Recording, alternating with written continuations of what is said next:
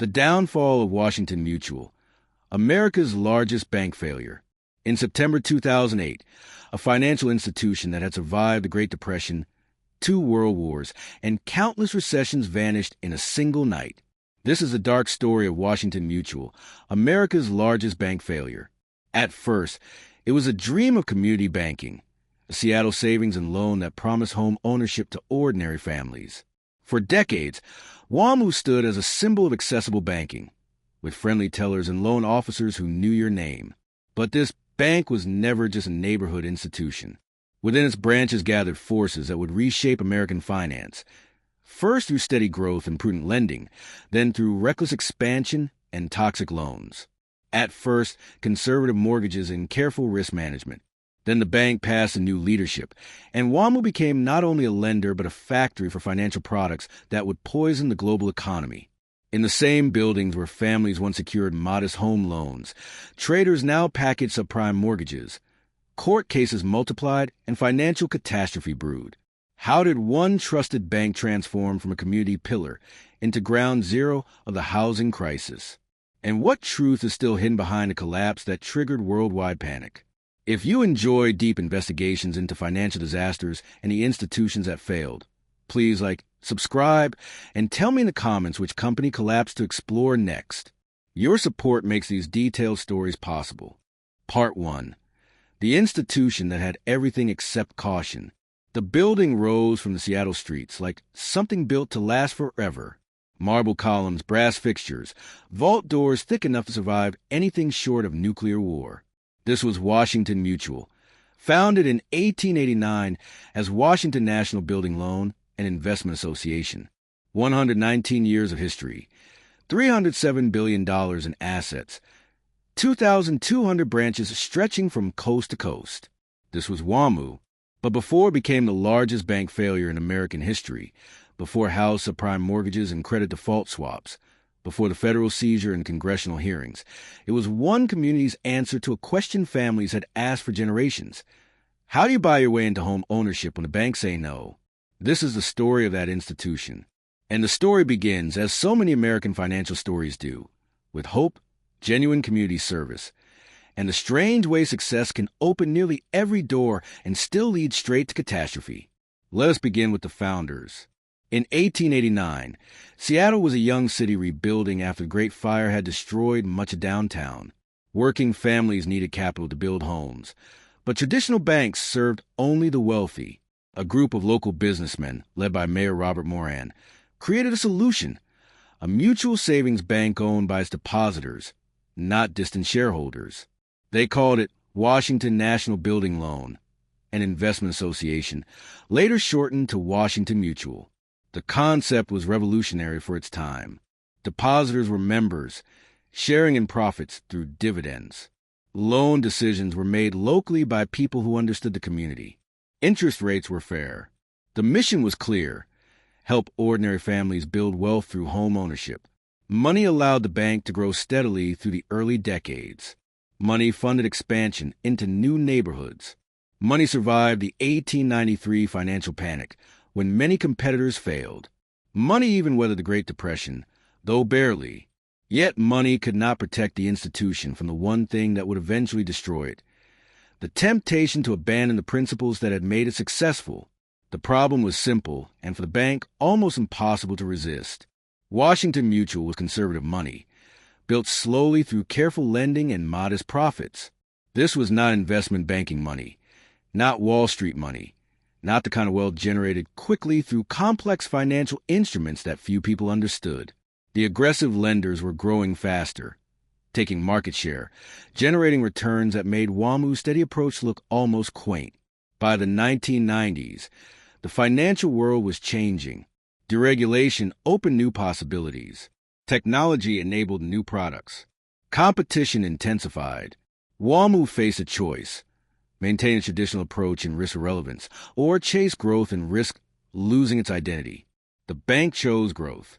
To understand WaMu's decision to transform itself, you have to understand that pressure. The institution was not simply a community bank anymore.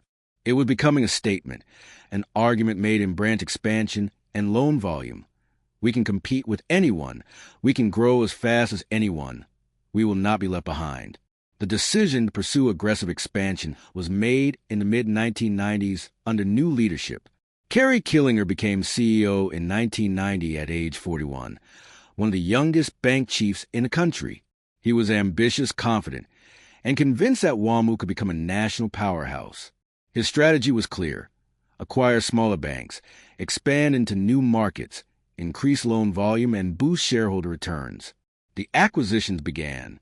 American Savings Bank in 1996 for $1.6 billion, instantly making WaMu the nation's seventh largest savings and loan. Great Western Financial Corporation in 1997 for $6.8 billion.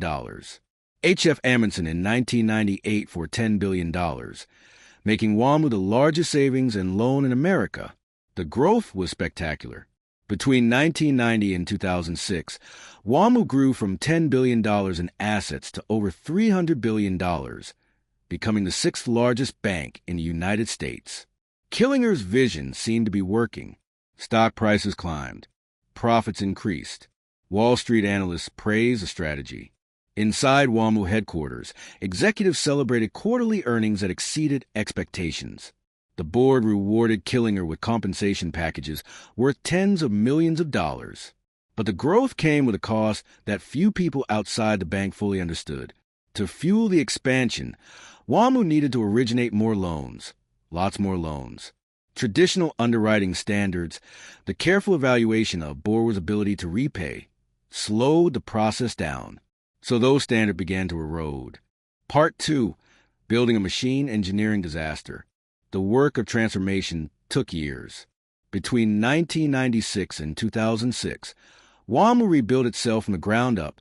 The change was not simply acquiring more branches.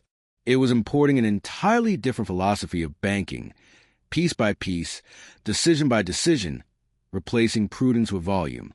The old WaMu had evaluated loan applications carefully. Loan officers reviewed employment history, verified income, calculated debt-to-income ratios, and assessed whether borrowers could realistically afford the mortgages they sought. This process was slow, expensive, and sometimes meant saying no to applicants who did not qualify. The new WaMu operated differently. Speed mattered more than caution. Volume mattered more than quality. Loan officers faced quotas, pressure to approve more applications, produce more mortgages, feed the securitization pipeline that Wall Street demanded. The bank introduced programs with names that should have served as warnings, option-arm mortgages with payment choices that let borrowers defer interest, creating ballooning balances they could never repay. Stated income loans, nicknamed liar loans, that accepted borrowers' claims about earnings without verification. Subprime mortgages targeting borrowers with weak credit histories, often at predatory interest rates. The scale was extraordinary even by industry standards. By 2007, WaMu was originating roughly $60 billion in loans annually, making it one of the largest mortgage lenders in America. The main loan production machine covered operations across the country. There were loan setters in every major market, each pushing applications through an assembly line process designed for speed, not safety. Every detail reflected Killinger's precise idea of growth. High-volume call centers in places like Irvine, California, where loan officers worked in cubicles handling applications from borrowers they would never meet. Automated underwriting systems that reduce human judgment to algorithm outputs.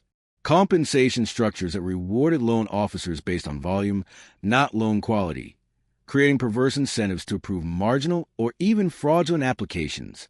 Yet, WaMu was not only the aggressive lender everyone saw. To grasp its true operation, you have to understand what lay beneath the surface, an invisible machinery built to package and sell the risk it was creating. The bank developed relationships with Wall Street investment firms hungry for mortgage-backed securities. These firms purchased WaMu's loans, bundled them into complex financial instruments, and sold them to investors worldwide. This securitization process served a crucial function. It moved risk off WaMu's balance sheet, allowing the bank to originate more loans without holding the long-term consequences. The process required an army to function. Loan officers generated applications at street level. Underwriters, increasingly pressured to approve rather than evaluate, process the paperwork. Back-office staff handled documentation, often cutting corners to keep pace. Legal teams drafted contracts designed to obscure risks. Traders and securitization specialists packaged the loans for sale. Risk management officers, when they raised concerns, were frequently overruled or ignored. The workforce expanded dramatically. During peak years, WaMu employed over 50,000 people, many in loan production and servicing roles. These workers built something that would eventually collapse spectacularly. Most of their names, with only a few exceptions, have disappeared from the public record. Internal documents later revealed troubling patterns. Loan officers reported intense pressure to meet quotas regardless of loan quality. Some described a culture where raising concerns about fraud or misrepresentation meant being labeled not a team player. Underwriters who rejected too many applications faced discipline or termination. Risk officers who documented problems found their warnings buried or dismissed. The costs in human terms would not become fully visible until later, but the warning signs appeared early. Borrowers who could not afford their mortgages. Families losing homes to foreclosure. Neighborhoods destabilized by waves of defaults. Communities, particularly minority communities targeted by subprime lending, suffering wealth destruction that would take generations to recover from. The financial cost was staggering but difficult to measure in real time. WaMu reported strong profits through the mid-2000s, but those profits relied on accounting that booked immediate gains from loan sales while deferring recognition of future losses. The bank's loan loss reserves, money set aside to cover defaults, were inadequate for the risks being taken. When borrowers began defaulting in significant numbers, the reserves proved catastrophically insufficient. Timing made everything even more ominous. WaMu's most aggressive lending occurred between 2005 and 2007, precisely when the housing bubble reached its peak and began to burst. While bank executives celebrated record loan production, housing prices were starting to fall. While WaMu continued issuing option arms with teaser rates, interest rate resets were beginning to trigger payment shocks that borrowers could not handle. The contrast was brutal, impossible to ignore for anyone paying attention. While Killinger earned compensation packages exceeding $100 million during his tenure, families across America struggled with mortgages they had been told they could afford but clearly could not. While WaMu's stock price climbed toward its 2006 peak above $45 per share, borrowers were defaulting at accelerating rates. While executives presented optimistic earnings forecasts to Wall Street analysts, internal reports documented rising delinquencies and fraud. Killinger himself apparently never saw this contradiction as a fatal problem. He believed sincerely that WaMu was democratizing home ownership, that looser lending standards served a social good by expanding access, that securitization was a sophisticated financial innovation rather than a mechanism for hiding risk. Whether the loan officers processing fraudulent applications or the families signing mortgage documents they did not understand agreed with that view is something history does not fully record. The bank entered 2007 with over $300 billion in assets and a reputation as a high-performing growth story. Inside the organization, executives welcomed the new year with confidence. The loan pipeline was full. The securitization machine hummed along. The stock price, though down from its peak, still reflected strong market confidence. But the question that had driven the entire transformation still hung in the air. Had WaMu finally created something sustainable enough to compete with the giants of American banking? Had growth justified the risks? Had volume compensated for declining standards? The answer, swift and devastating, would reveal itself within 18 months. Part 3. The Golden Years and the Rot Beneath. The years at WaMu followed a rhythm as predictable as earnings reports. Every quarter, executives prepared for investor calls. For weeks beforehand, teams compiled numbers, crafted narratives, rehearsed responses to potential questions. By the time Killinger's voice came through conference call speakers, the message was polished. WaMu was executing its strategy, growing market share, delivering shareholder value. The growth story played well. Stock analysts issued by ratings. Business journalists wrote admiring profiles. Industry conferences featured Killinger as a speaker on innovation and transformation. WaMu became a case study in successful banking consolidation, held up as an example of how regional institutions could become national players. The quarterly earnings calls were performances, not just financial updates. Killinger would highlight loan origination volumes, branch expansion numbers, efficiency ratios showing improved profitability. Questions from analysts focus on growth rates, market share gains, expense management. The tone was optimistic, forward-looking, confident that WaMu had found a formula that competitors would struggle to match. Behind this choreography ran machinery that few outsiders understood. While executives celebrated growth, loan quality was deteriorating. While investor presentations emphasized market share, default rates were rising. While compensation committees rewarded performance with stock options and bonuses, the actual performance was built on foundations that were starting to crack. The loans themselves told a story different from the one headquarters told Wall Street. Option-arm mortgages, WaMu's signature product, allowed borrowers to make minimum payments that did not even cover interest charges. The unpaid interest was added to the loan principal, causing the debt to grow rather than shrink. These negative amortization loans were designed to reset after a few years, often doubling or tripling the monthly payment. For borrowers already stretched thin, the reset was a financial death sentence. Internal risk assessments documented the danger. Reports showed that large percentages of option-arm borrowers were making only minimum payments, guaranteeing payment shock when resets occurred.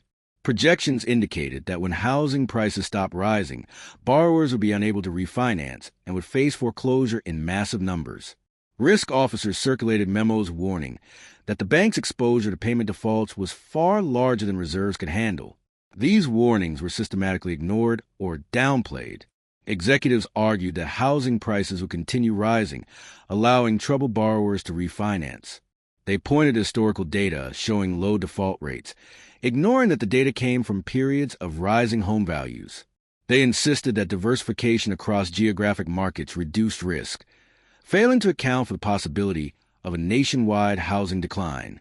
The pressure on loan officers never eased. Managers set aggressive monthly quotas. Performance reviews tied compensation directly to loan volume. Officers who raised concerns about application fraud or borrower ability to repay found themselves marginalized. The message was clear: produce loans or find another job. The fraud was extensive and came in multiple forms. Some loan officers fabricated income documentation, creating fake pay stubs or employment letters. Some coached borrowers to lie on applications, inflating earnings or hiding debts. Some appraisers, under pressure to hit value targets that would make deals work, provided inflated property valuations that bore no relationship to market reality. Third-party brokers who originated loans for WaMu engaged in even more aggressive practices. These brokers were paid based on loan volume and had even less incentive than WaMu's own employees to verify accuracy or assess sustainability. Some specialized in targeting unsophisticated borrowers, often elderly or non-English speakers, with predatory loans featuring prepayment penalties, balloon payments, and other features designed to trap borrowers in unaffordable debt. The bank's quality control systems, designed to catch fraud and errors, were systematically weakened. Review teams that flagged too many problem loans faced pressure to ease standards. Automated underwriting systems were adjusted to approve more applications. Management repeatedly emphasized speed over caution, volume over quality, revenue over risk management. Beyond loan production, trading and securitization divisions operated in their own closed world. These teams packaged WaMu's mortgages into securities sold to investors, a process that generated immediate fee income for the bank, while transferring default risk to security holders. The traders understood that loan quality was declining, but their compensation depended on volume, not on the long-term performance of securities they created. The securitization process involved multiple layers of complexity, designed partly to obscure the underlying risks. Mortgages were pooled together, then divided into tranches with different risk profiles. Credit rating agencies, paid by the banks issuing securities, assigned investment-grade ratings to tranches that would later prove worthless. Investors, trusting the ratings and the reputation of issuers like WaMu, purchased billions of dollars of securities backed by loans that were already beginning to fail. WaMu itself seems to have treated this process as both a profit center and a risk management tool. By selling loans rather than holding them, the bank could originate far more mortgages than its balance sheet could support. The immediate gains from securitization sales boosted quarterly earnings. The long-term consequences, borrower defaults that would devastate security holders, were someone else's problem. By mid-2006, cracks were becoming visible. Housing prices in some markets began to decline. Early payment defaults, loans that failed within months of origination, increased noticeably. Delinquency rates on option arms started rising as initial low payments reset to higher levels. The securitization market for subprime mortgages began to weaken as investors grew nervous about underlying loan quality. Inside WaMu, alarm bells were ringing, at least in some departments. Risk management circulated increasingly urgent memos. Credit analysts documented deteriorating loan portfolios. Some executives began advocating for immediate tightening of underwriting standards and reduction of exposure to option arms and subprime products. But headquarters' response was slow and inadequate. Killinger and his senior team remained convinced that problems were temporary, that the housing market would stabilize, that WaMu's geographic diversification and strong capital position provided sufficient cushion. Lending standards were adjusted slightly but remained far looser than traditional banking practice. Production targets were reduced modestly but stayed ambitious. The fundamental strategy of growth through volume continued. The contrast was always there, even if most people outside the bank never saw it. In glass-walled conference rooms, executives reviewed PowerPoint presentations showing impressive loan volume and market share gains. In cubicle farms across the country, loan officers processed applications from borrowers who could not afford the mortgages being approved. In neighborhoods from California to Florida, families signed documents they did not fully understand, taking on debt that would soon destroy their financial lives. The machine functioned because of this division. The illusion depended on it. Investors and analysts wanted to see growth, so headquarters gave them growth narratives. Shareholders wanted returns, so management delivered short-term profits built on long-term time bombs. Employees wanted job security and bonuses, so they met quotas regardless of what that meant for loan quality. On some evenings, after the trading floor quieted and the loan centers closed for the night, perhaps a few executives wondered whether the strategy was sustainable. Perhaps some recognized that the loans being originated could not perform as projected, that the housing market could not rise forever, that the risks being taken were larger than anyone publicly acknowledged. But if such doubts existed, they were not acted upon. The momentum was too strong. The incentives pointed in one direction: more loans, more securitizations, more growth. The possibility that the entire structure could collapse, and collapse quickly, seemed too remote to take seriously. Part 4. The Storm and the Illusion of Safety. By 2007, the illusion was becoming harder to maintain. Housing prices nationwide had peaked in 2006 and were now declining. Mortgage defaults were rising, first slowly, then with accelerating speed. The subprime mortgage market was in crisis. Investors who had purchased mortgage-backed securities were discovering that the assets they thought were safe were actually toxic. In February 2007, HSBC announced major losses on its U.S. mortgage portfolio. In April, New Century Financial, a major subprime lender, filed for bankruptcy. By summer, two Bear Stearns hedge funds collapsed after their mortgage-backed security holdings became worthless. Credit markets froze. Banks suddenly refused to lend each other, uncertain which institutions held fatal exposures to bad mortgages. WaMu found itself caught in a crisis largely of its own making.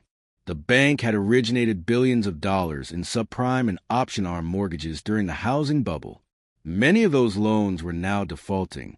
Worse, WaMu had retained significant exposure through securities it held and through loans it had not yet sold. The bank's capital cushion, which executives had insisted was more than adequate, began eroding rapidly as loan losses mounted. Killinger and his team scrambled to respond. In August 2007, WaMu announced it was tightening underwriting standards and reducing its exposure to riskier mortgage products. The bank raised $2.5 billion in new capital from private equity firms to strengthen its balance sheet. Killinger told investors that WaMu was well-positioned to weather the storm, that its diversified loan portfolio and strong retail deposit base provided stability. But the situation deteriorated faster than management could adjust. By the end of 2007, WaMu reported a $1.87 billion loss for the fourth quarter, the bank's first quarterly loss in decades. Loan delinquencies continued climbing. Home prices kept falling. The foreclosure crisis was intensifying, particularly in markets like California, Florida, and Arizona, where WaMu had significant exposure. The bank entered 2008 facing existential threats. Credit markets remained frozen, making it difficult to raise new capital or sell mortgage securities. Depositors, reading news reports about bank failures and financial instability, began withdrawing funds. Short sellers, sensing weakness, drove WaMu's stock price down relentlessly. By early 2008, shares that had traded above $40 2 years earlier were below $10. Inside WaMu, the atmosphere shifted from confidence to panic.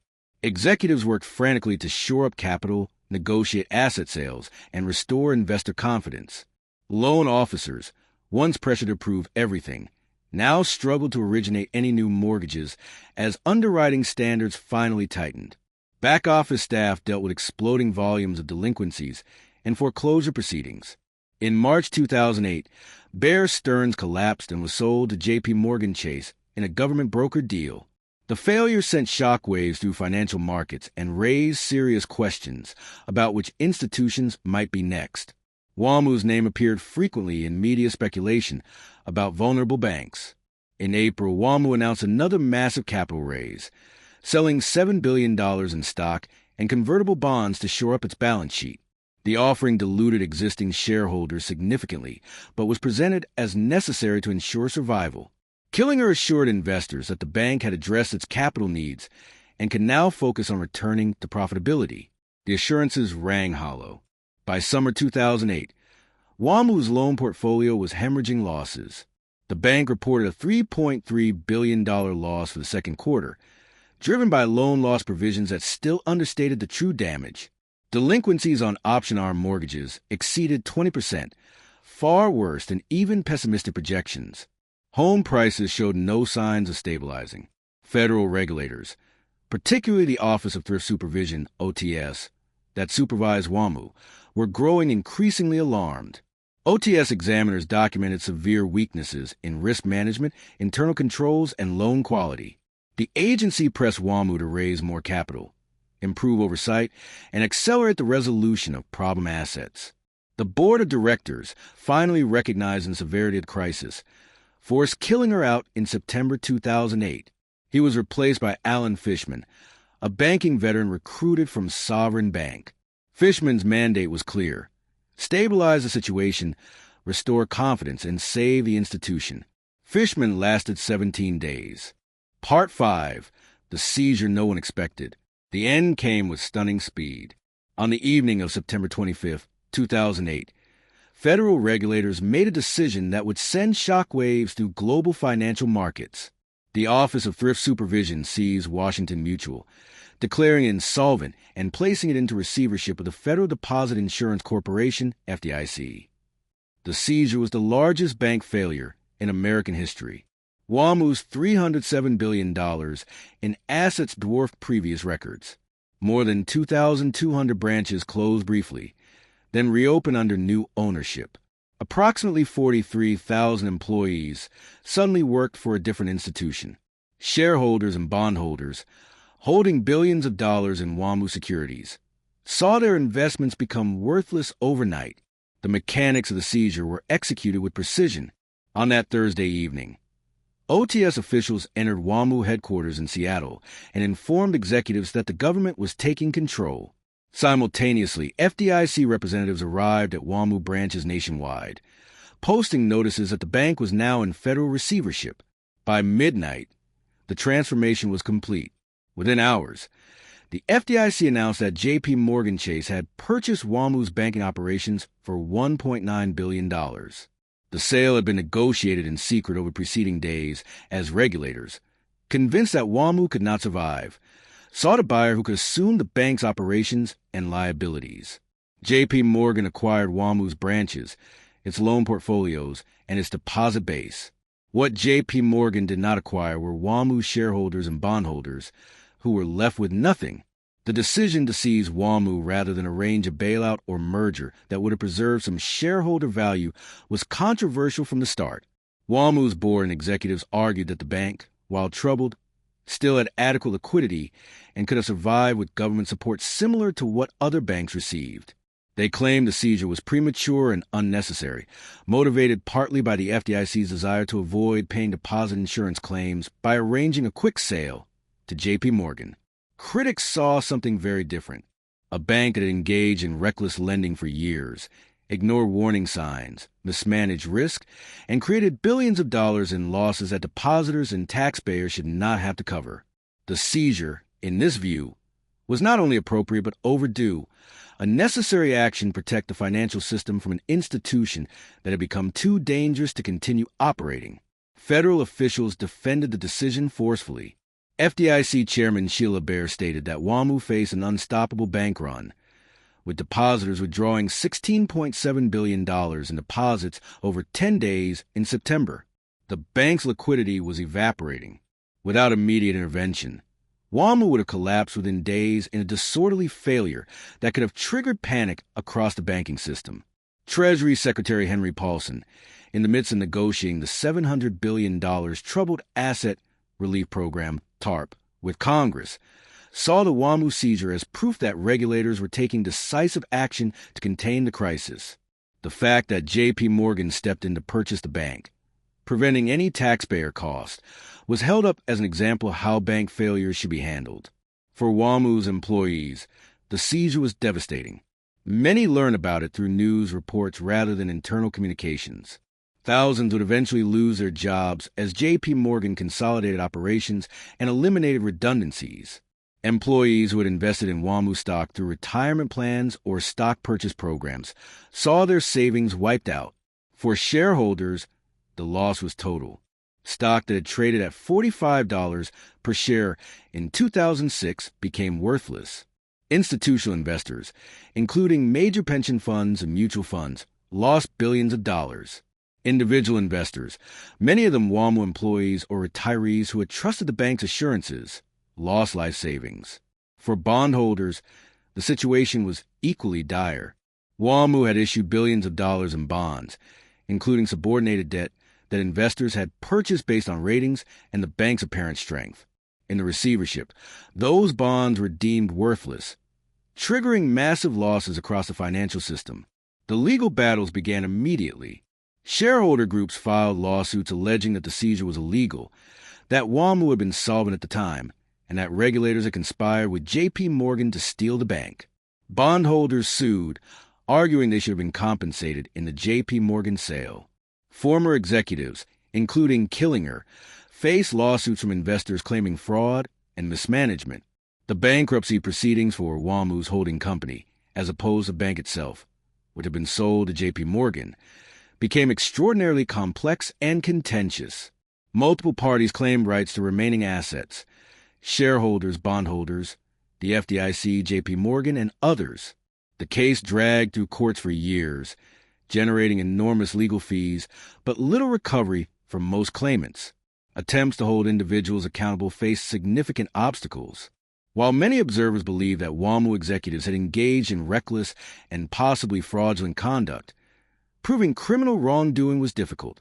Prosecutors investigated but brought no criminal charges against top executives. Civil lawsuits resulted in settlements, but the amounts were small compared to the losses and often covered by insurance rather than paid by individuals. The regulatory failures were also scrutinized. The Office of Thrift Supervision, which had supervised WaMu, was widely criticized for allowing the bank to take excessive risks, for not acting sooner to address obvious problems, and for being too close to the institutions it regulated.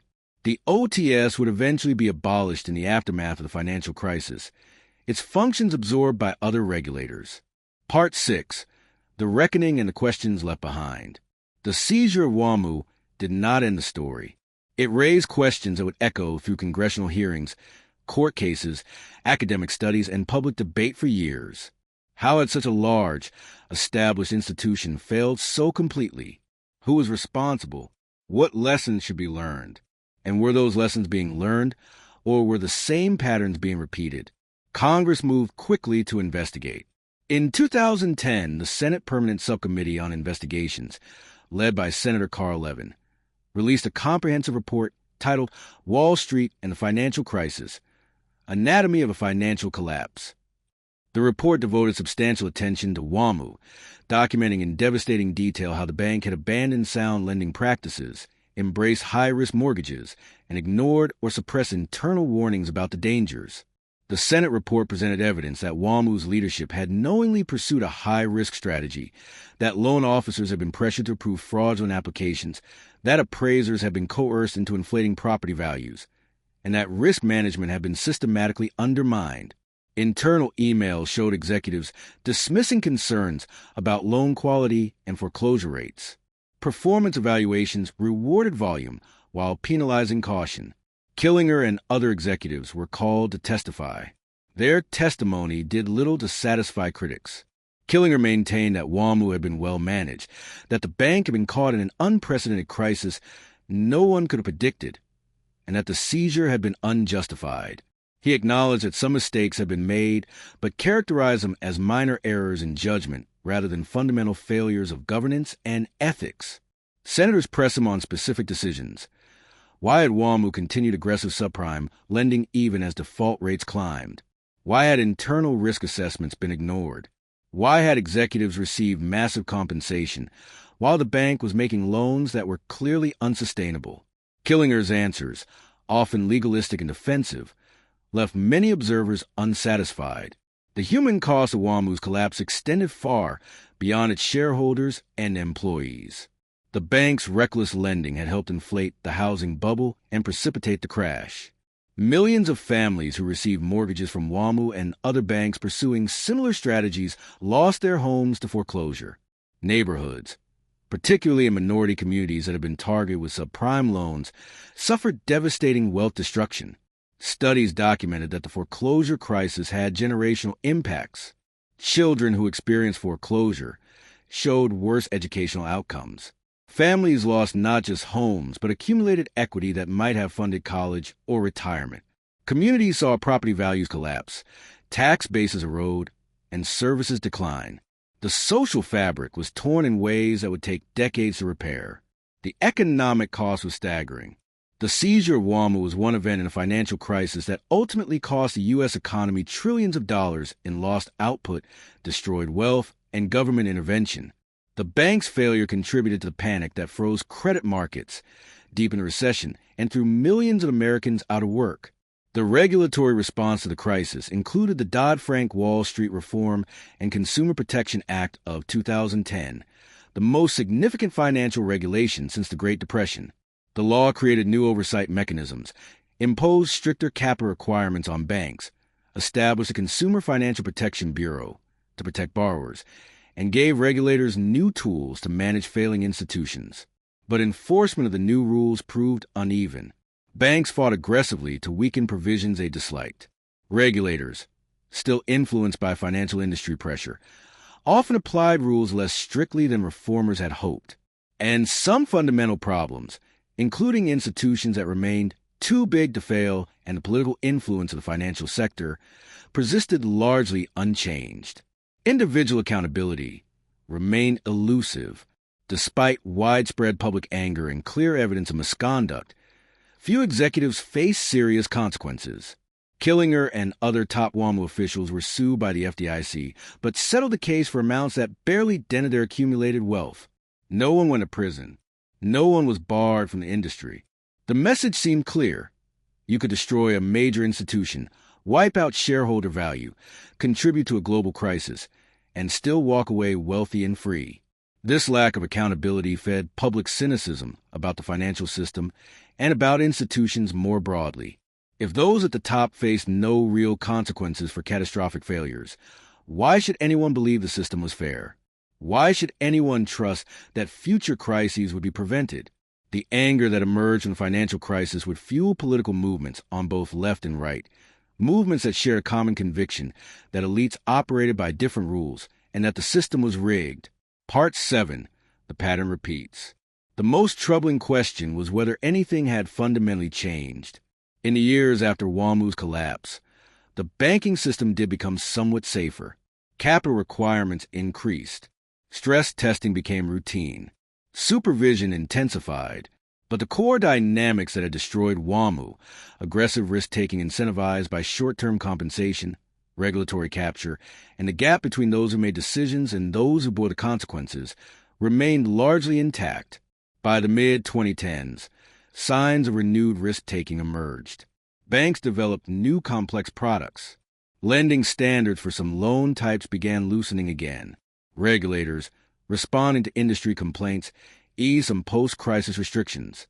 The lobbying power of the financial sector ensured that rules threatening profitability faced constant pressure for modification or elimination. The memory of the crisis faded. New executives who had not lived through 2008 rose to leadership positions. Investors, focused on returns, rewarded banks that took more risk.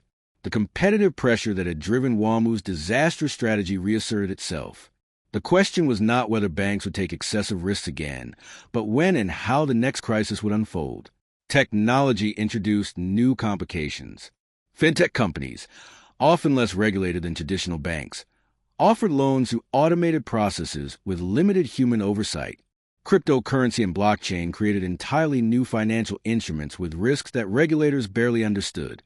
The complexity of the financial system continued growing, making it harder to identify and address emerging threats. The WaMu story offered clear lessons for anyone willing to learn them. Aggressive growth without corresponding risk management ends in disaster. Compensation systems that reward short-term results while ignoring long-term consequences create perverse incentives. Regulatory oversight must be genuinely independent and backed by political will. And institutional culture matters enormously, shaping whether organizations prioritize sustainable success or reckless gambling. Yet knowing these lessons and applying them were different things.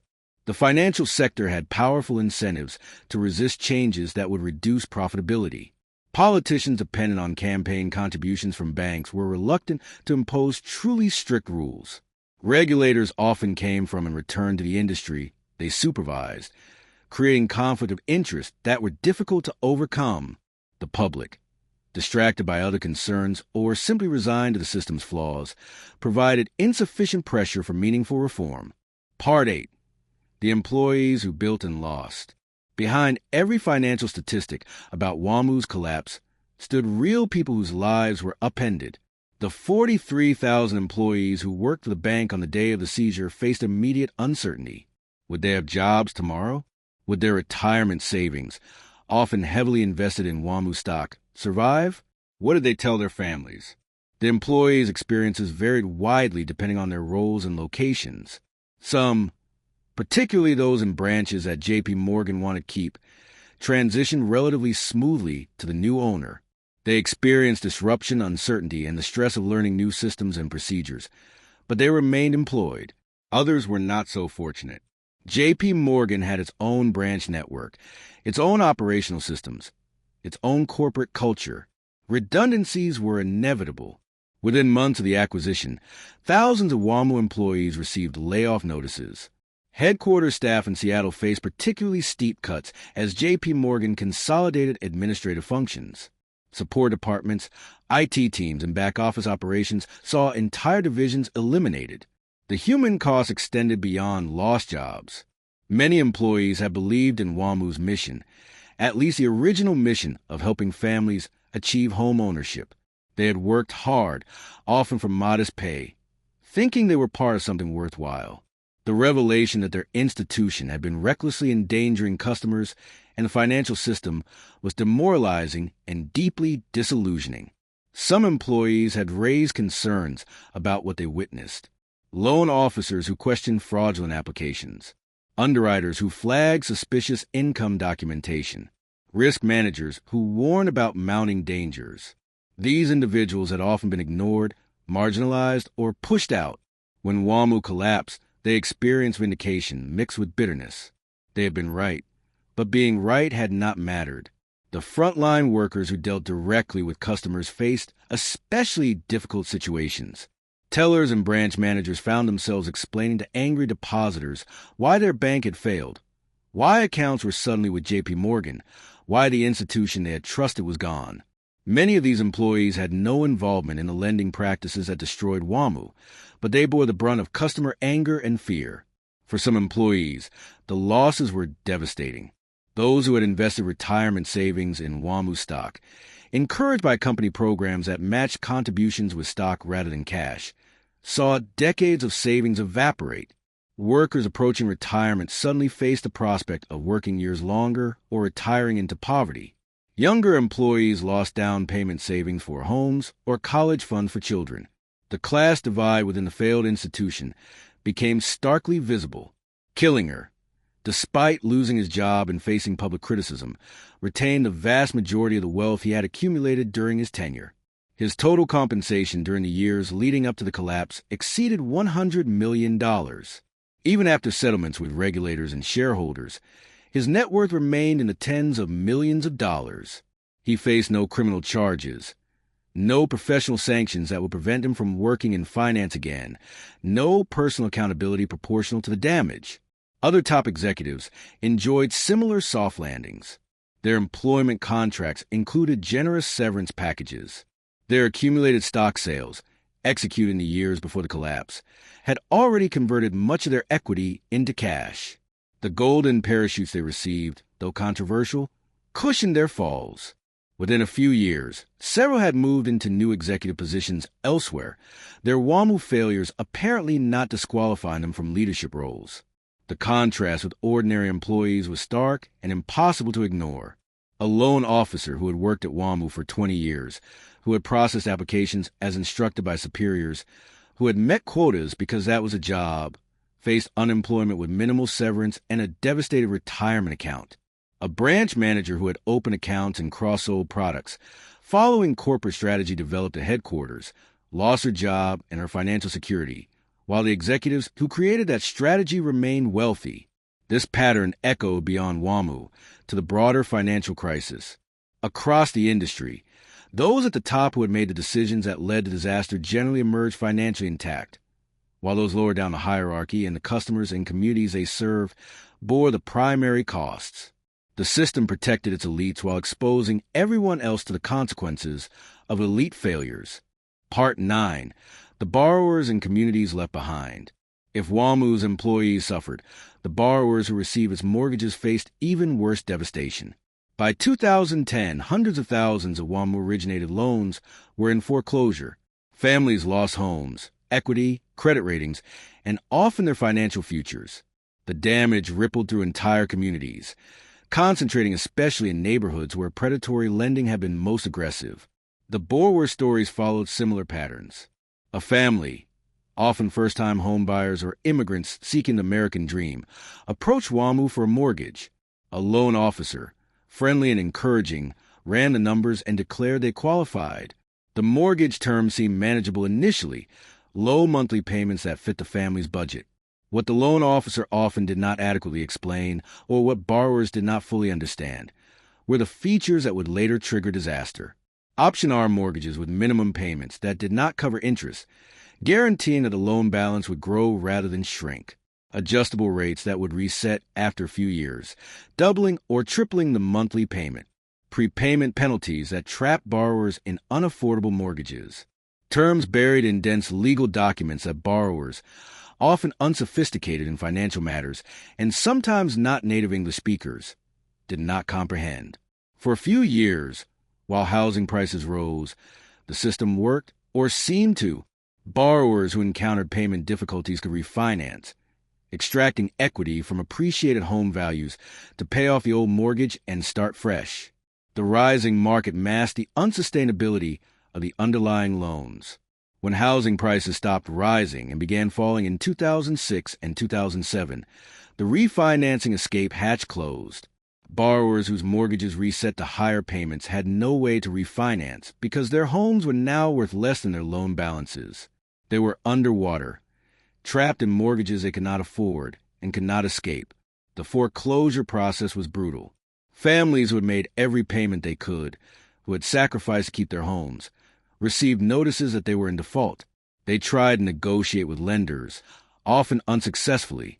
They watched as foreclosure proceedings moved forward. They packed belongings and moved out, sometimes into rental housing, sometimes into shelters, sometimes into cars or relatives' homes. The emotional and psychological toll was immense. The shame of foreclosure, the sense of failure, the stress of financial catastrophe, and residential instability affected mental health, physical health, marriages, and parent-child relationships. Children experienced the trauma of losing their homes and schools, often carrying scars into adulthood. Communities suffered collective damage. Foreclosed properties sat empty, attracting vandalism and crime. Property values throughout affected neighborhoods declined, destroying wealth even for homeowners who had not taken out risky mortgages. Local governments lost property tax revenue, forcing cuts to schools and services. The social fabric frayed as neighbors moved away and instability became the norm. Minority communities bore disproportionate harm. Studies documented that WaMu and other lenders had targeted Black and Hispanic borrowers with subprime mortgages, even when those borrowers qualified for conventional loans. The discrimination was often subtle, steering rather than outright denial, but the effect was devastating. Communities that struggled for decades to build wealth through home ownership saw that wealth destroyed, setting back progress by generations. Some borrowers fought back. Class action lawsuits alleged that WaMu had engaged in predatory lending, targeting vulnerable populations with loans designed to fail.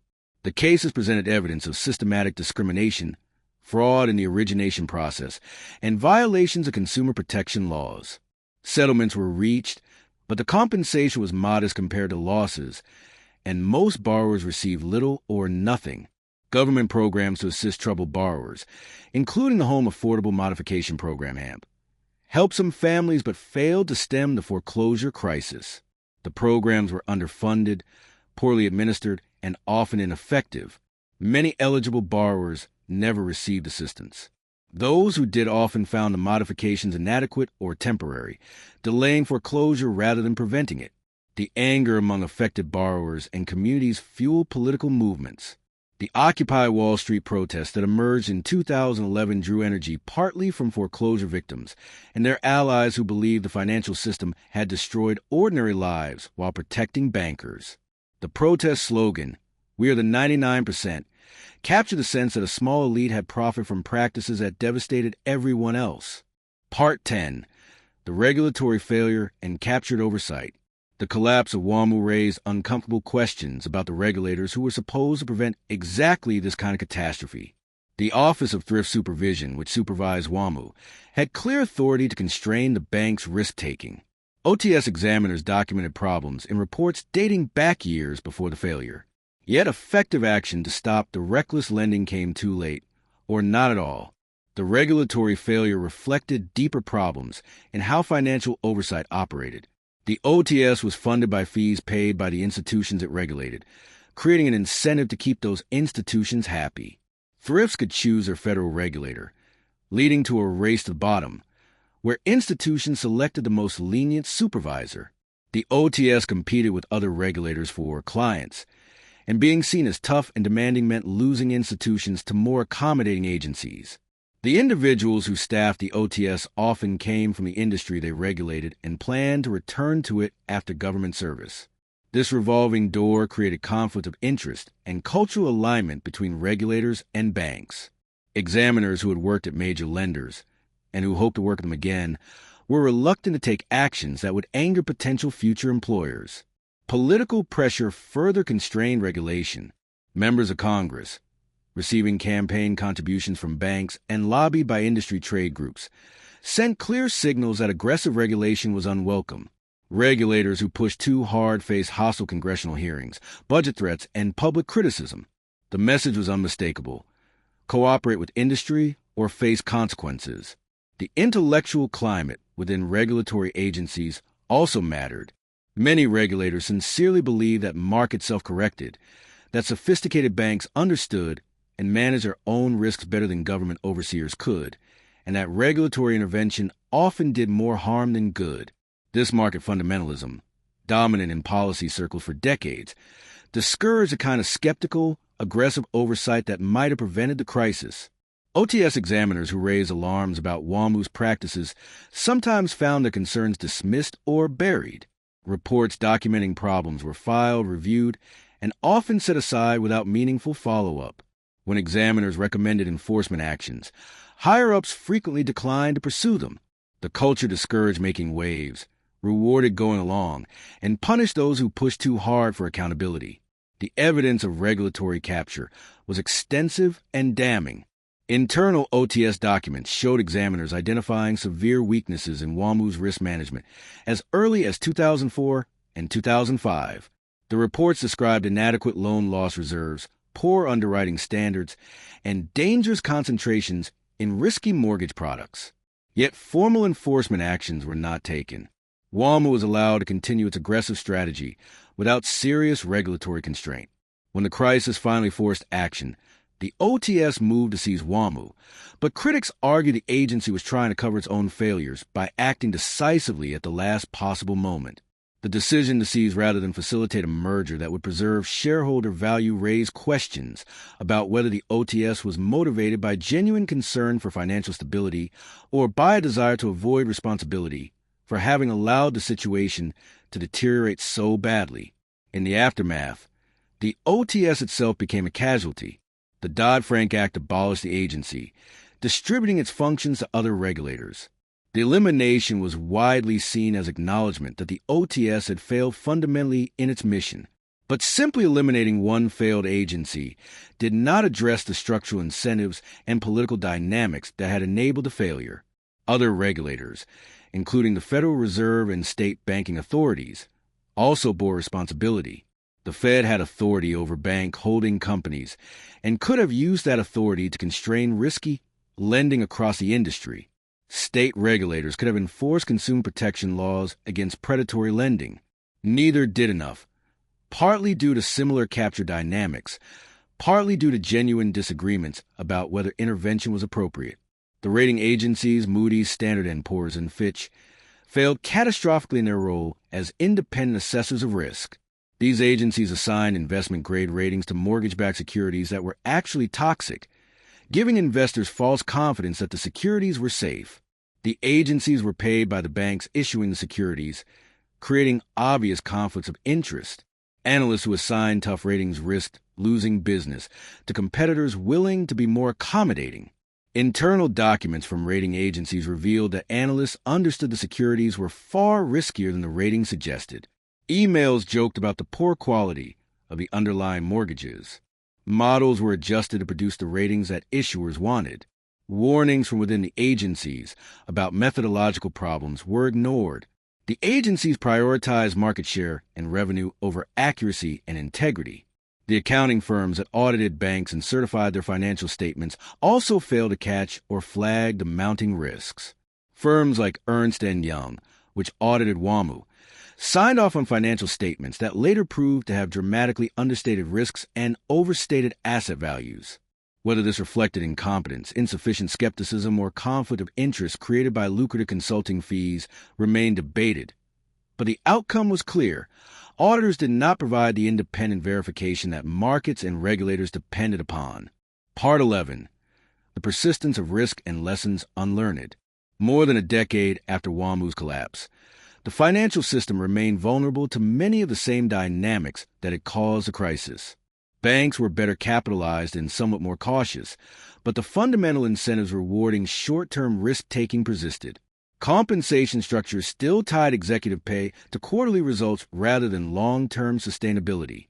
Regulatory oversight, though improved, remained subject to political pressure and industry influence.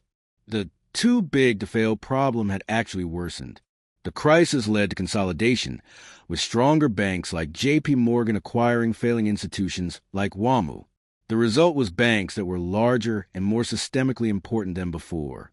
If one of these megabanks failed, the consequences for the financial system and the broader economy would be catastrophic, creating implicit government guarantees that encouraged risk-taking. New risks emerged in areas that regulation had not yet addressed effectively. Shadow banking, financial activities conducted outside the traditional banking system, grew substantially. Private equity firms, hedge funds, and other non-bank entities engaged in lending and risk-taking, without the same regulatory constraints that applied to banks. The complexity of financial instruments continued increasing, with new derivatives and structured products that few people fully understood. Technology introduced both opportunities and dangers. Algorithmic trading could amplify market instability. Cryptocurrency and decentralized finance created new ways to take and hide risks. Cybersecurity vulnerabilities threatened the basic infrastructure of electronic banking. Regulators struggled to keep pace with innovations that moved faster than rulemaking could address. Political trends were also troubling. The consensus that had supported financial reform after the crisis weakened as memories faded and industry lobbying intensified. The Trump administration rolled back some Dodd-Frank provisions, reducing stress testing requirements and easing restrictions on smaller banks. Democrats in Congress lacked the votes to restore the rollback rules. The political will to maintain tough oversight seemed to be eroding. Public attention moved to other issues. The financial crisis had dominated headlines for years, but by the 2020s, other crises, including a global pandemic, political polarization, and climate change, occupied the public consciousness. The danger was that the lessons of 2008 would be forgotten before being fully learned, setting the stage for another catastrophic failure. Some observers argued that the seeds of the next crisis were already visible. Corporate debt had reached record levels. Commercial real estate markets showed signs of overvaluation. Student loan debt, auto loans, and other consumer credit categories exhibited concerning patterns. The question was not whether another financial crisis would occur, but how severe it would be, and whether regulators and policymakers would respond more effectively than in 2008. The WaMu story suggested ground for pessimism. An institution with a century of history, with experienced executives, with regulators watching, still managed to destroy itself through reckless practices that were obvious to anyone paying attention. The warnings were there, the evidence was there, the opportunity to intervene was there. Yet the crisis unfolded anyway, driven by incentives stronger than the mechanisms meant to constrain them. The deeper lesson was about systems and structures, not just individuals. Blaming Kerry Killinger or other WaMu executives was easy and not entirely wrong. They made choices, and those choices had consequences. But they made those choices within a system that rewarded exactly the behavior they engaged in. Aggressive growth increased stock prices, generating executive wealth. Loose lending standards boosted loan volume, earning bonuses. Risk-taking paid off in the short term, and the long-term consequences would be someone else's problem. Changing outcomes required changing incentives, which in turn required changing the rules and enforcement mechanisms that shape behavior. This meant political action, which meant overcoming the lobbying power of the financial industry and the inertia of a political system that struggled to address complex problems. It meant public pressure, which meant sustaining attention, and outrage long enough to force meaningful reform. The question was whether American democracy was capable of regulating capitalism effectively. The financial sector's wealth translated into political influence that shaped legislation, regulation, and enforcement in ways that served industry interests over public welfare. Breaking that cycle required either reducing the sector's political power, which seemed unlikely, or building countervailing power through organized citizens demanding accountability. Part 12, The Hollow Victory of Survival, for the survivors of WaMu's collapse. Life went on, but it went on in the shadow of what had been lost. J.P. Morgan Chase, which acquired WaMu's banking operations, integrated the branches and customer accounts into its own network. The WaMu brand, once ubiquitous in the West and valued for its friendly, accessible image, disappeared. Branches were rebranded with J.P. Morgan signs. Marketing materials were replaced. Within a few years, physical traces of Washington Mutual had largely vanished. Some former WaMu employees found new careers at J.P. Morgan or other banks. Others left the industry entirely, either by choice or necessity. The transition was difficult for many. Corporate cultures were different. The institutional knowledge they had accumulated became less valuable. The sense of identity and belonging that came from being part of WaMu, even a flawed WaMu, was lost. For depositors, the transition was largely seamless. The FDIC's promise that deposits were insured held true. No one lost money from accounts at WaMu. Deposits were automatically transferred to J.P. Morgan, and customers could continue banking as before. This outcome, often held up as evidence that the seizure was well managed, obscured the broader losses. Shareholders and bondholders, as noted earlier, were wiped out. The legal fights over whether they should have received anything in the J.P. Morgan sale lasted years and ultimately resulted in minimal recovery. Most investors lost everything, a reminder that equity and debt investments carried real risks that were often forgotten in good times. The communities affected by WaMu's predatory lending recovered slowly, if at all. Housing markets eventually stabilized and began rising again, but the wealth destroyed in the crisis did not return to the families who lost it.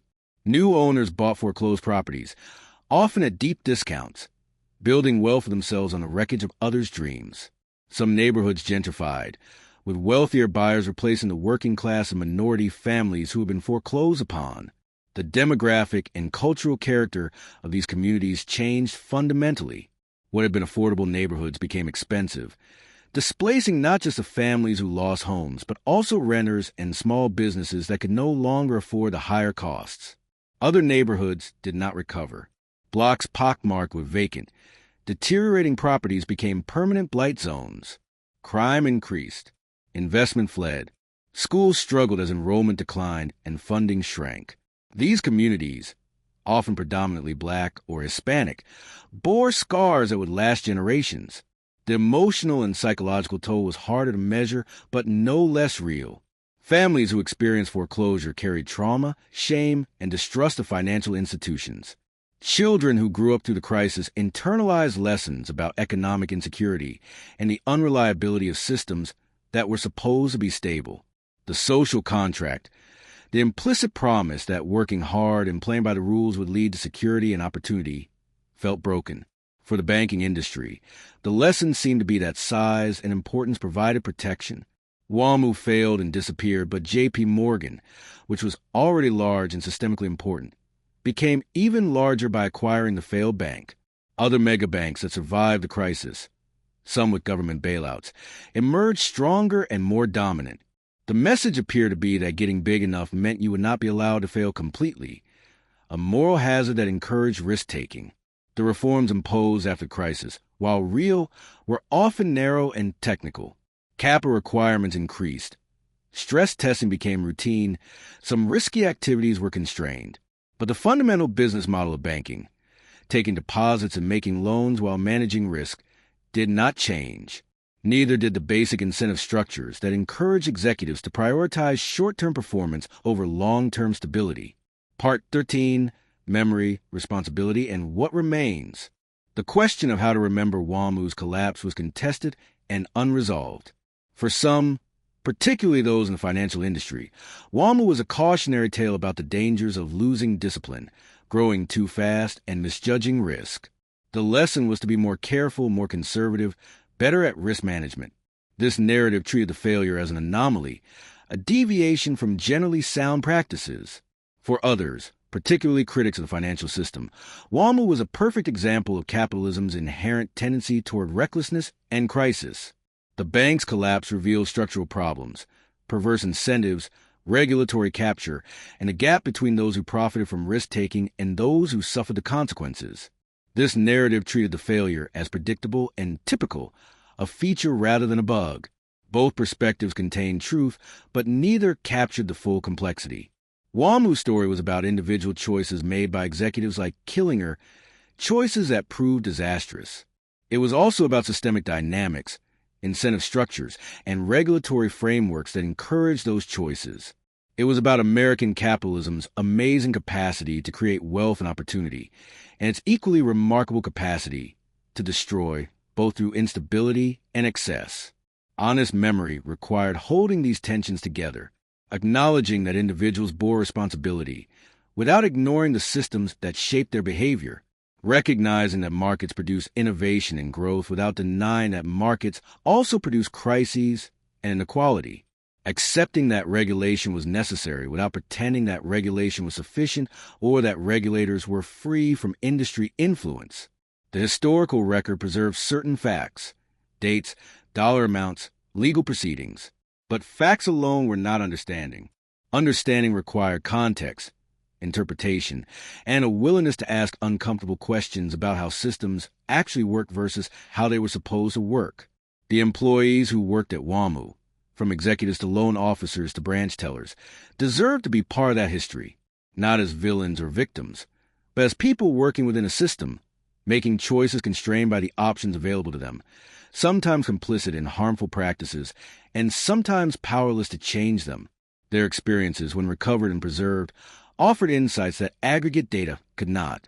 The borrowers who received WaMu's mortgages also deserved historical attention. Their dreams of home ownership, their struggles with unaffordable payments, their experiences of foreclosure, all of this was part of the story. The damage done to communities, the wealth destroyed, the lives disrupted, these were not abstractions but concrete realities that should be named and remembered.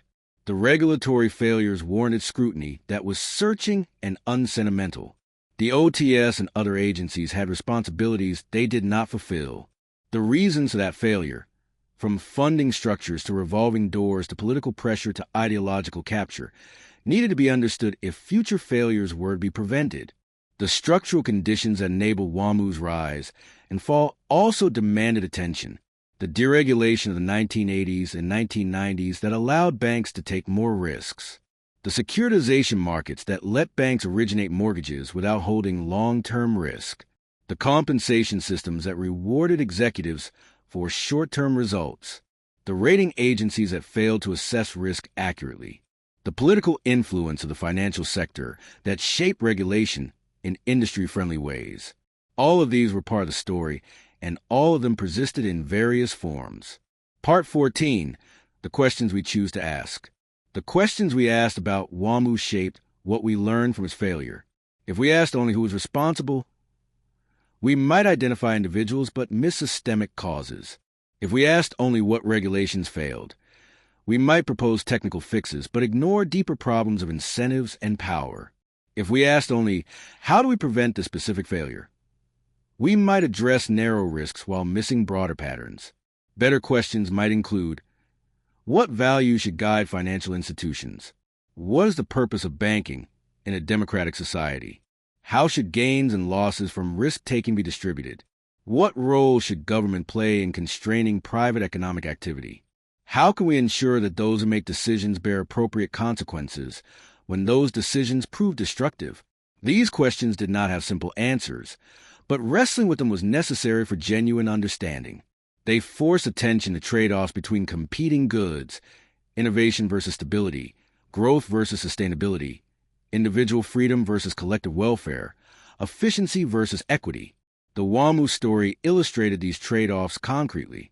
The bank's aggressive lending expanded home ownership, at least temporarily, giving families access to mortgages they could not have obtained under traditional standards. That expansion served values of inclusion and opportunity. But the mortgages were often unaffordable and unsustainable, leading to foreclosures that devastated the same families the lending was meant to help. The supposed benefit proved to be a trap. Similarly, financial innovation, including securitization and complex mortgage products, created new possibilities for distributing risk and funding home ownership. But the innovations also created opacity, making it difficult for anyone, including sophisticated investors, to assess true risk levels. The innovations enabled fraud and manipulation, with complexities serving to hide problems rather than solve them. Deregulation was justified as promoting competition, efficiency, and growth. It did enable WaMu and others to expand rapidly and offer new products.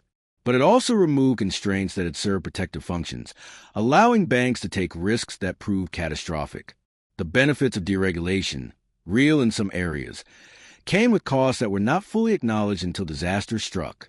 The challenge was holding multiple truths simultaneously, recognizing that home ownership could be both a path to wealth building and a vehicle for exploitation, that financial innovation could be both productive and destructive, that regulation could be both necessary protection and burdensome constraint, that individuals could be both responsible for their choices and shaped by systems beyond their control.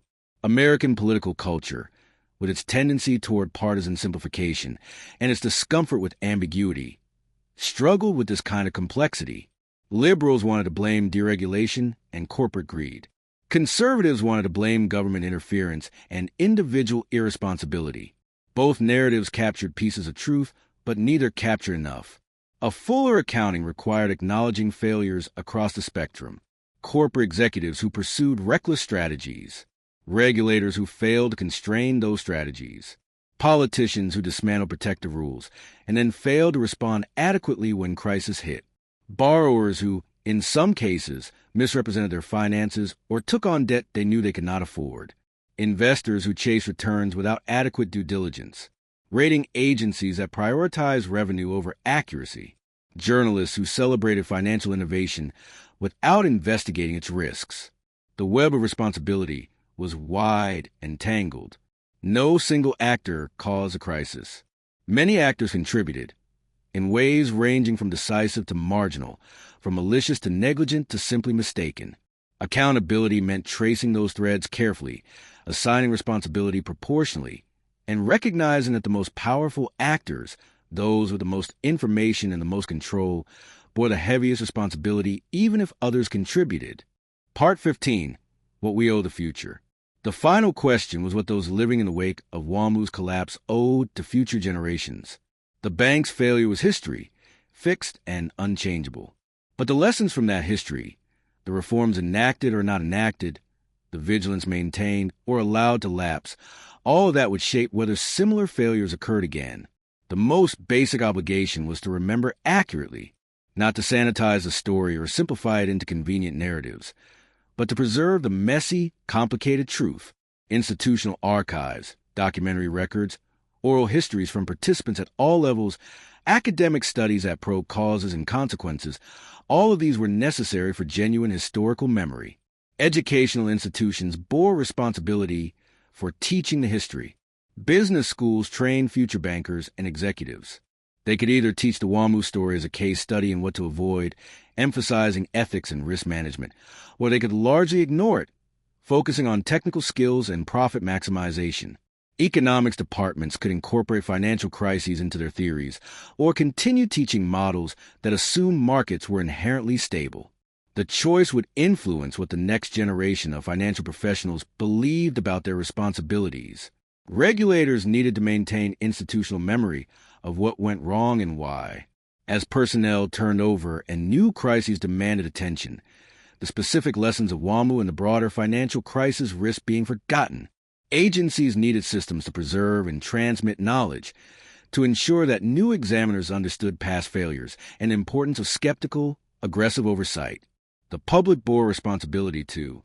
Citizens in a democracy could not outsource financial regulation entirely to experts and then ignore what experts did or failed to do. Maintaining effective oversight of the financial system required ongoing attention, political pressure, and willingness to support politicians who would stand up to industry lobbying. This was difficult, technical, and often boring work, but it was necessary. The obligations extended to policy choices with long time horizons. Climate change would affect financial stability through physical risks to assets and transition risks as the economy decarbonized. Regulators needed to integrate climate considerations into financial oversight now, even though the worst impacts were years or decades away. The failure to address mounting climate risks could produce a future crisis that would make 2008 look manageable. Income and wealth inequality, which had worsened since the crisis, created financial instability by leaving households vulnerable to shocks and dependent on debt. Addressing inequality through tax policy, labor law, and social programs was not just about fairness, but also about financial stability. Highly unequal societies were more prone to credit bubbles and crises. The political influence of the financial sector needed to be constrained through campaign finance reform, lobbying restrictions, and stronger enforcement of ethics rules. As long as banks could effectively purchase regulatory outcomes through campaign contributions and lobbying, reform would remain inadequate. Breaking that cycle required political will that seemed in short supply but was nonetheless necessary. International cooperation was essential.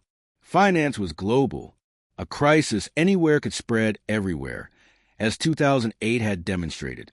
Coordination among regulators, harmonization of standards, mechanisms for managing failing institutions with cross-border operations. All of these required ongoing international engagement and trust that seemed increasingly fragile. The obligations were daunting, and there were many reasons to doubt they would be fulfilled. Political dysfunction, short time horizons, industry resistance, public inattention. All of these worked against a sustained effort that protecting financial stability demanded. The path of least resistance was to declare victory over the 2008 crisis, gradually relax safeguards, and drift toward the next disaster. Part 17, The Invitation to Remember. If you have stayed with this story to the end, you now know what happened to Washington Mutual. You know how a respected community bank transformed into a reckless subprime lender, how executives chased growth at the expense of sustainability, how regulators failed to constrain obvious risks, how the housing bubble burst and WaMu collapsed in the largest bank failure in American history. But knowing what happened is only the beginning. The harder work is understanding why it happened, what it means, and what obligations that understanding creates. The story of WaMu is not sealed safely in the past. Its patterns persist. Its lessons remain unlearned. The forces that destroyed it continue operating in financial institutions today. Every person who encounters this history makes choices about what to do with it. You can treat it as entertainment, a dramatic tale of rise and fall that requires nothing from you. You can use it as a weapon in political arguments, cherry-picking facts that support your pre-existing views. Or you can engage with it seriously, wrestling with its complexity, accepting its uncomfortable truths, and asking what it means for how you think about banking, regulation, capitalism, and power. The last option is the most demanding and the most important. It requires patience to work through details, humility to admit when simple narratives prove insufficient, intellectual honesty to acknowledge evidence that challenges your assumptions, and ultimately, a willingness to act on what you learn, whether through political engagement, professional choices, or simply refusing to forget. The employees who built WaMu and lost their jobs deserve your attention.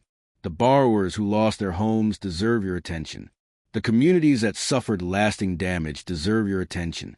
But so do the executives whose decisions caused a disaster, not because they deserve sympathy, but because understanding why they made those choices is necessary for preventing future executives from making similar ones. The systems and structures that enable WaMu's failure, regulatory capture, perverse incentives, political influence, excessive complexity, deserve the most attention of all. Individual actors come and go. Kerry Killinger is one person, now retired and out of public life. But the forces that shaped his choices and rewarded his recklessness remain active. The next Killinger, in whatever institution and whatever form, is out there now, operating in systems that have changed only modestly since 2008. Preventing the next crisis requires changing those systems. That work is political, technical, and moral all at once. It demands both expertise and democratic accountability, both careful analysis and sustained public pressure. It is work that never finishes, because financial markets constantly evolve and the industry constantly seeks ways around constraints. The work is also collective. No single person can reform the financial system, but millions of people making informed choices as voters, consumers, investors, employees, and citizens can create pressure that forces change. The challenge is maintaining that collective effort over time, through periods when finance seems stable and other issues appear more urgent. Part 18. The companies that fell and the stories that remain. Washington Mutual's collapse was not unique. It was one failure among many during the financial crisis, and it joined a long history of corporate collapses that destroyed wealth, jobs, and communities. Each failure carried lessons. Each revealed something about how economic systems actually worked. Each deserved to be remembered and studied. If you found this investigation valuable, please help us continue this work. Like and subscribe to this channel. And please, tell us in the comments which company collapse you want us to investigate next. Enron, the energy giant that collapsed in 2001 amid massive accounting fraud. Lehman Brothers, the investment bank whose failure in 2008 triggered global panic. Bear Stearns, sold in a fire sale just months before Lehman. Countrywide Financial, the mortgage lender whose toxic loans poisoned portfolios across the financial system. AIG, the insurance giant that needed a massive government bailout after its credit default swap exposure threatened to destroy it. Beyond finance, there were manufacturing disasters, General Motors bankruptcy and bailout, the slow death of American steel companies, the collapse of Detroit and other industrial cities, the outsourcing and automation that hollowed out working-class communities. There were retail failures. Sears, once America's largest retailer, driven into irrelevance by poor management and changing markets. Toys R Us, killed by debt from a leveraged buyout and competition from online retailers. Countless local businesses destroyed by chains, then chains destroyed by e-commerce. There were tech bubbles.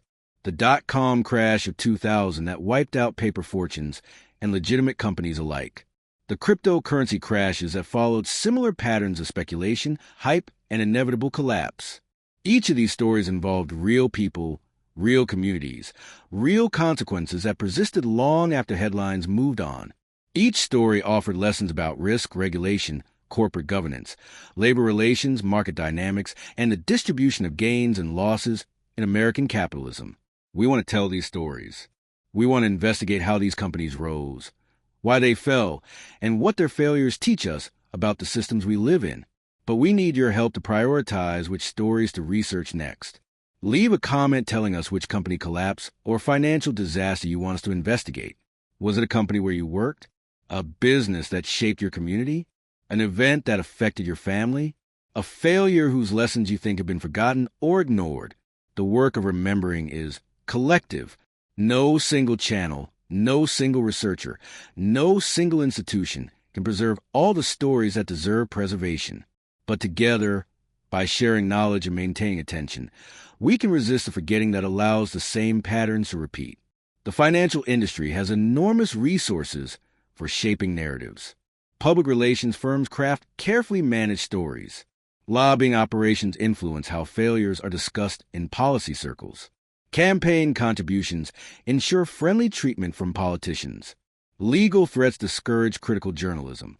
The well-funded apparatus of reputation management works constantly to minimize accountability and move past scandals. Against that apparatus, independent investigation and popular memory are essential tools. Channels like this one, documentaries that reach beyond specialist audiences, books and articles that preserve detailed records, and engage citizens who refuse to let stories die. All of this creates countervailing force against organized forgetting. Part 19, The Choice Before All of Us. The story of Washington Mutual ends where it began, with a choice. Not just a choice Kerry Killinger made to pursue aggressive growth, or the choice regulators made to allow it, or the choice borrowers made to sign mortgage documents they did not fully understand. The choice now is ours. We can choose to learn from WaMu's failure or to forget it. We can choose to demand accountability from financial institutions and regulators or to accept that accountability is impossible. We can choose to support reforms that make the system safer, even when those reforms are complex and controversial, or we can let industry lobby and erode what protections exist. We can choose to tell these stories or to let them fade. We can choose to preserve institutional memory or to let each generation rediscover the same painful lessons. We can choose to see patterns across multiple failures or to treat each disaster as an isolated event requiring no systematic response. The stakes are real. The next financial crisis will come, not because humans are naturally reckless, but because systems are currently structured in ways that encourage and reward recklessness. When that crisis arrives, it will destroy wealth, eliminate jobs, destabilize communities, and potentially undermine political systems already under stress. Some people will suffer far more than others. The pattern from 2008 suggests that working-class families, communities of color, and those without financial cushions will bear disproportionate harm. Meanwhile, those at the top of institutions, if history is any guide, will largely emerge intact, their well-preserved and their accountability limited. This outcome is not inevitable. It reflects choices, policy decisions, and power dynamics that can be changed. But change requires collective action, sustained over time against well-organized opposition. It requires citizens who understand financial systems well enough to make informed demands. It requires politicians willing to resist industry pressure. It requires regulators who see their job as protecting the public rather than facilitating industry desires. Most fundamentally, it requires memory, remembering what happened when systems failed, remembering who suffered and who escaped, remembering the warnings that were ignored and the reforms that were watered down or reversed, remembering the human cost behind the statistics and the technical details. Washington Mutual is gone. The institution failed in 2008 and will never return, but the lessons from its failure remain available to anyone willing to learn them. The question is not whether those lessons exist, but whether we have the wisdom and the will to apply them. The answer to that question will shape not just financial stability, but the kind of society we build. A society that learns from mistakes or one that repeats them. A society that holds power accountable or one that lets the powerful operate without meaningful constraint. A society that protects the vulnerable or one that sacrifices them to protect the system. The choice, as always, is ours. The story of Washington Mutual is history, but what we do with that history is present and future. Every decision about regulation, oversight, corporate governance, compensation structures, and political engagement is influenced by whether we remember clearly or forget conveniently. So remember the community bank that became a subprime factory. Remember the executives who chase growth at any cost. Remember the regulators who failed to constrain them. Remember the borrowers who lost their homes. Remember the employees who lost their jobs and savings. Remember the communities that suffered lasting damage. Remember not as an exercise in blame or nostalgia, but as preparation. The forces that destroyed WaMu are still operating. The next failure is already being built somewhere, through choices being made right now by executives, regulators, and politicians responding to the same incentives that led to disaster before. Whether that next failure can be prevented or at least contained depends on whether enough people care enough to stay informed, stay engaged, and stay committed to demanding better. The machinery of corporate capitalism and financial markets will not reform itself. Only sustained democratic pressure can force meaningful change. That pressure begins with memory, with refusing to forget what happened and why. It continues with engagement, with translating memory into action through votes, advocacy, consumer choices, and professional decisions. And it requires persistence, because the opposition is well-funded, politically connected, and highly motivated to preserve systems that serve their interests. The final question is simple. Will you remember? Will you learn? Will you act? The answers to those questions, multiplied across millions of people, will determine whether the story of Washington Mutual serves as a warning that changed behavior or just another forgotten disaster in a long line of preventable catastrophes. The building in Seattle still stands. The branches still operate under different signs. The depositor's money was protected. By those narrow measures, the system worked. But by any broader measure, the moral, social, and economic measures that actually matter for human flourishing, the WaMu collapse revealed profound failures that remain largely unaddressed. Those failures are our inheritance. What we do with that inheritance, whether we use it as a foundation for wiser choices, or whether we ignore it and repeat the same mistakes, would define our generation's legacy just as surely as the decisions of Killinger's generation defined his. Choose wisely. Choose with full awareness of what the stakes are. Choose with the understanding that your choices, however small they seem individually, contribute to collective outcomes that will shape the financial stability and economic justice of a society we all share.